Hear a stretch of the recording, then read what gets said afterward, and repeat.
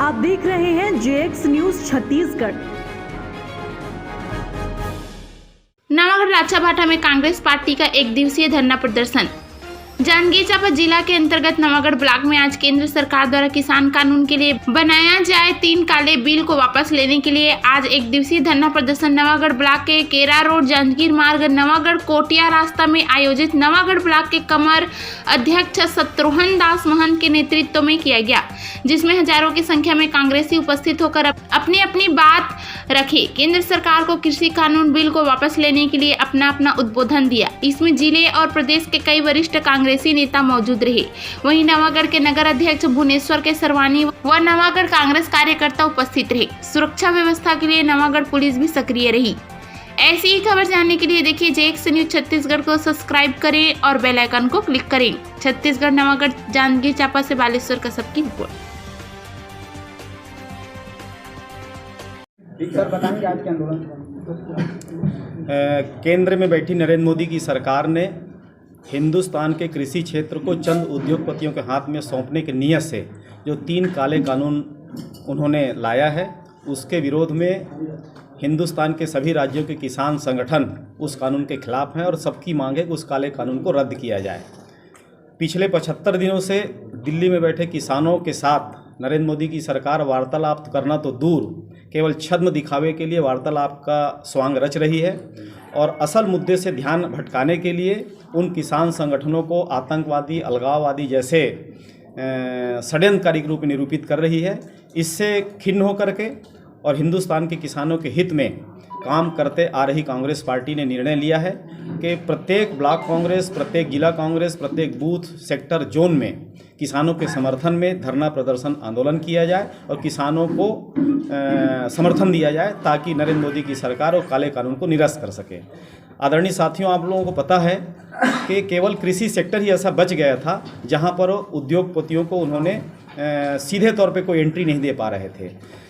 कृषि संबंधी जो कानून है और राज्य सरकार का विषय है, बावजूद इसके केंद्र में बैठी नरेंद्र मोदी की सरकार ने संघात्मक शासन प्रणाली को धत्ता बताते हुए संविधान से परे जा करके राज्य के विषय के लिए उन्होंने खुद कानून बनाया और कानून बना करके उन्होंने सभी राज्यों को बाध्य करने के नियत से काले कानून बनाए हैं। छत्तीसगढ़ में भूपेश बघेल जी की सरकार ने उस कृषि संबंधी कानून में संशोधन प्रस्ताव पारित करके राज्यपाल महोदय के समक्ष पेश किए हैं ताकि इस काले कानून से छत्तीसगढ़ के किसानों को मुक्ति मिल सके। लेकिन आज 1.5 महीने के बाद भी महामहिम राज्यपाल की ओर से उस संशोधन प्रस्ताव में अभी तक दस्तखत नहीं हुआ है। चूंकि जो 3 काले कानून हैं उससे केवल कृषि व्यवस्था ही चौपट नहीं होगी, बल्कि पूरे हिंदुस्तान की जो सार्वजनिक वितरण प्रणाली है, जो उपभोक्ताओं के साथ सबसे बड़ा छल होगा और सार्वजनिक वितरण प्रणाली जो है ध्वस्त हो जाएगा। वहीं दूसरी ओर एसेंशियल कमोडिटी एक्ट जो बना है, अति आवश्यक वस्तु अधिनियम, इसके चलते बड़े उद्योगपतियों को असीमित मात्रा में भंडारण करने की छूट दी गई है इस काले कानून से। उस अवैध मात्रा में, असीमित मात्रा में भंडारण से पूरे हिंदुस्तान में वो उद्योगपति एक कार्टेल बना करके जब चाहे कृत्रिम संकट पैदा कर देंगे और हिंदुस्तान की जनता त्राहि त्राहि मचेगी। ये भारतीय जनता पार्टी की मुख्य मंशा है। इस मंशा को भांप करके आदरणीय श्रीमती सोनिया गांधी ने निर्देश दिए हैं कि पूरे हिंदुस्तान के कांग्रेस जन किसानों के समर्थन में आंदोलन करे। जहां तक प्रश्न है छत्तीसगढ़ का, छत्तीसगढ़ में आदरणीय भूपेश बघेल जी की सरकार ने किसानों के हित में जो हम लोगों ने कहा था वो करने की नीयत से हम लोगों ने छत्तीसगढ़ में प्रति एकड़ 15 क्विंटल धान खरीदी करने का जो हम लोगों ने घोषणा पत्र में शामिल किए थे, उसके परिपालन में आज छत्तीसगढ़ में 1 दिसंबर से लेकर के 31 जनवरी तक हम लोगों ने 92 लाख मीट्रिक टन धान की खरीदी कर लिए हैं। चूंकि छत्तीसगढ़ में 21 लाख किसान पंजीकृत थे, 21 लाख किसानों में से 20,53,000 किसानों के धान हम लोगों ने 92 लाख मीट्रिक टन खरीद लिए हैं। इस प्रकार से हम लोगों ने बताने का कोशिश किया है कि कांग्रेस पार्टी की सरकार जो कहती है और करती है, चूंकि अभी जो व्यवस्था है, केंद्र सरकार ने राज्य सरकार के समक्ष ये सैद्धांतिक सहमति दिया था कि हम 60 लाख मीट्रिक टन चावल की खरीदी सेंट्रल पूल में करेंगे, लेकिन केंद्र की बैठी मोदी की सरकार जो है वो इसमें भी किंतु परंतु करके केवल 24 लाख मीट्रिक टन चावल केंद्रीय पूल में खरीद रही है, जिसके चलते यदि हम लोगों ने जो सैद्धांतिक सहमति के हिसाब से धान खरीदी किया था, यदि उसका पालन नहीं होगा तो छत्तीसगढ़ की सरकार को लगभग 2500 करोड़ का नुकसान होगा। और भारतीय जनता पार्टी चाहती है कि छत्तीसगढ़ में भूपेश बघेल की जो सरकार है वो कृषि संबंधी किसानों के हित में कोई निर्णय न ले सके, इसलिए षड्यंत्र करके 60 लाख मीट्रिक टन चावल के बजाय केवल 24 लाख मीट्रिक टन चावल खरीद रही है। इसका हम निंदा करते हैं। और आज का जो धरना प्रदर्शन था, इस धरना प्रदर्शन कार्यक्रम में जो किसानों के समर्थन में था, उसके समर्थन में हमारी जिला कांग्रेस कमेटी के सम्माननीय अध्यक्ष भाई चोलेश्वर चंद्राकर जी, छाया विधायक भाई मोतीलाल देवांगन जी, AICC की प्रतिनिधि और आज के इस कार्यक्रम के प्रभारी बहन मंजू सिंह जी, प्रदेश कांग्रेस कमेटी के सचिव भाई रवि पांडे जी, छाया सांसद भाई रवि भारद्वाज जी, हमारे जिला पंचायत त्रिस्तरीय पंचायती राज संस्थाओं के सभी निर्वाचित पदाधिकारीगण, नगर पंचायत के अध्यक्ष भाई भुवनेश्वर के सरवानी जी और नगरीय निकाय के जितने हमारे पार्षद साथी हैं, कांग्रेस परिवार के सभी साथियों ने बढ़ चढ़ करके इस धरना प्रदर्शन में किसानों के समर्थन में हिस्सा लिया। इसके लिए हम सब यहाँ के कांग्रेस परिवार के प्रति शुक्रगुजार हैं। धन्यवाद। और वही सर, किसान कांग्रेस कितने दिन तक यह धरना प्रदर्शन जारी रहेगा आपका? हमारा धरना प्रदर्शन किसानों के समर्थन में है, तो पहले चरण में 10 फरवरी तक प्रत्येक ब्लॉक मुख्यालय में हम लोग किसानों के समर्थन में धरना कर रहे हैं। उसके बाद 10 से लेकर के 20 तक किसानों के समर्थन में हम लोग पदयात्रा कार्यक्रम करेंगे। पदयात्रा के बाद जिला स्तर पर एक सम्मेलन होगा। जिला स्तर के सम्मेलन के बाद प्रदेश स्तर पर एक सम्मेलन, बड़ा विशाल सम्मेलन किसानों के समर्थन में करेंगे। तो इस प्रकार से हमारा जो ये आंदोलन है सतत रूप से किसानों के समर्थन में चलता रहेगा। आगे जैसी स्थिति परिस्थिति बनेगी या जैसे हमारे प्रदेश कांग्रेस आला कमान का निर्देश होगा, उसका हम परिपालन करेंगे। भैया, तीन बिल जो बना हुआ है उस पर किसान को किस धरने पे बैठे हुए हैं? उत्तर पूर्व के किसान, उत्तर पश्चिम के किसान, चाहे पंजाब का हो, चाहे हरियाणा का हो, चाहे हिमाचल प्रदेश का हो, चाहे राजस्थान का हो, गुजरात का हो, सभी तरफ के किसान सरकार के काले कानूनों को रद्द करने को लेकर के धरने पे बैठे हुए हैं। सरकार उन काले कानूनों को रद्द करने के बजाय आम बजट में उन्होंने किसानों से संबंधित बजट में भी उन्होंने कम किया है। पहले किसानी का जो बजट होता था, कृषि का जो बजट होता था 1,42,000 करोड़ का होता था, और इस सरकार ने आम बजट में ही 1,31,000 करोड़ रुपया उसको कर दिया है।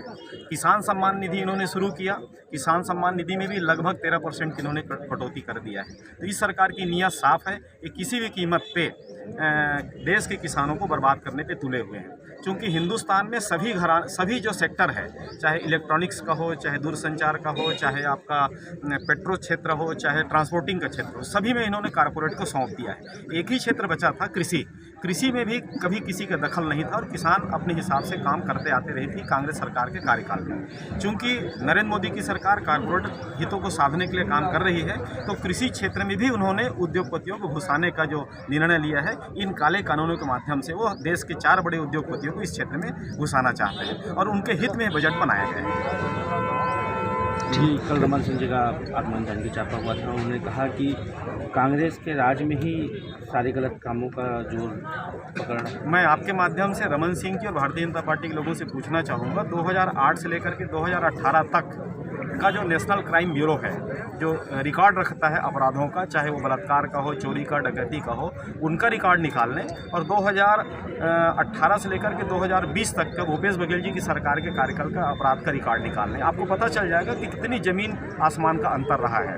उनके कार्यकाल में पहली बार हिंदुस्तान में ट्रेन को हाईजैक किया गया।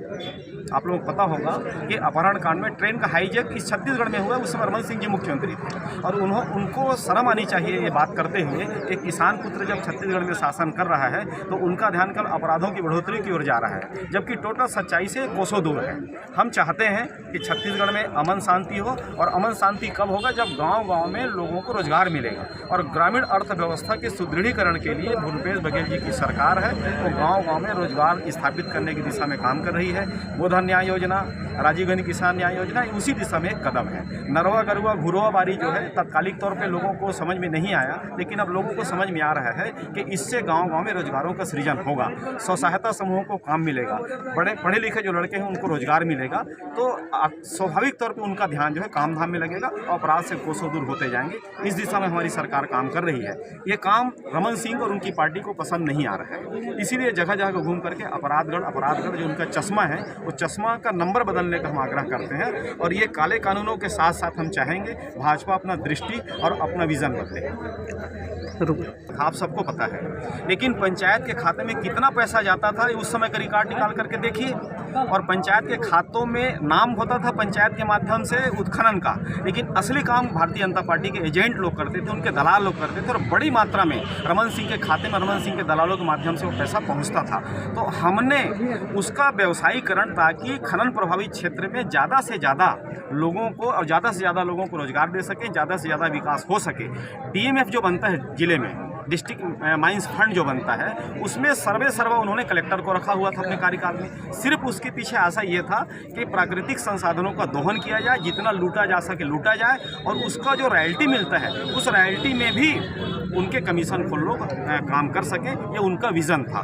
कांग्रेस की सरकार आने के बाद हमने उसको प्राइवेट सेक्टर में दिया। मंशा ये था कि ज़्यादा से ज़्यादा रॉयल्टी सरकार के खजाने में आए और सरकार के खजाने में आने के बाद उनका विकास, उनका अधोसंरचना जो है खनन प्रभावित क्षेत्र में किया जा सके।